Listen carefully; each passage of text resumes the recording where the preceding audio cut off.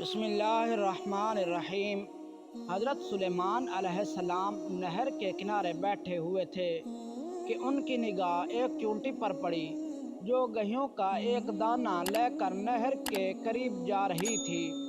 حضرت سلیمان علیہ السلام اس کو بہت غور سے دیکھنے لگے۔ جب چونٹی پانی کے قریب پہنچی تو اچانک ایک مینڈک نے اپنا سر پانی سے نکالا اور اپنا منہ کھولا تو یہ چونٹی اپنے دانہ کے ساتھ اس کے منہ میں چلی گئی۔ مینڈک پانی میں داخل ہو گیا اور پانی ہی میں بہت دیر تک رہا۔ حضرت سلیمان علیہ السلام اس کو بہت غور سے دیکھتے رہے۔ ذرا ہی دیر میں مینڈک پانی سے نکلا اور اپنا منہ کھولا تو چونٹی باہر نکلی، البتہ اس کے ساتھ دانہ نہ تھا۔ حضرت سلیمان علیہ السلام نے اس کو بلا کر معلوم کیا کہ کیا ماجرا تھا، وہ کہاں گئی تھی۔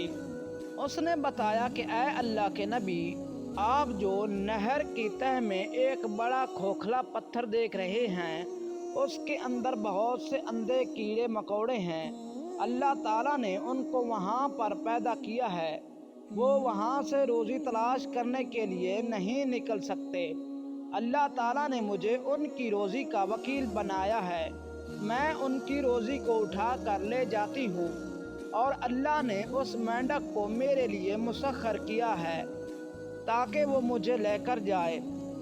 اس کے منہ میں ہونے کی وجہ سے پانی مجھے نقصان نہیں پہنچاتا، وہ اپنا منہ بند پتھر کے سوراخ کے سامنے کھول دیتا ہے، میں اس میں داخل ہو جاتی ہوں۔ جب میں ان کی روزی ان تک پہنچا کر پتھر کے سوراخ سے اس کے منہ تک آتی ہوں تو مینڈک مجھے منہ سے باہر نکال دیتا ہے۔ حضرت سلیمان علیہ السلام نے کہا، کیا تو نے ان کیڑوں کی کسی تسبیح کو سنا ہے؟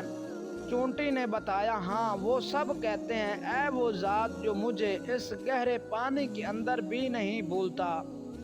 اگر ہمارا یہ واقعہ اچھا لگے تو ہمارے چینل کو ضرور سبسکرائب کریں۔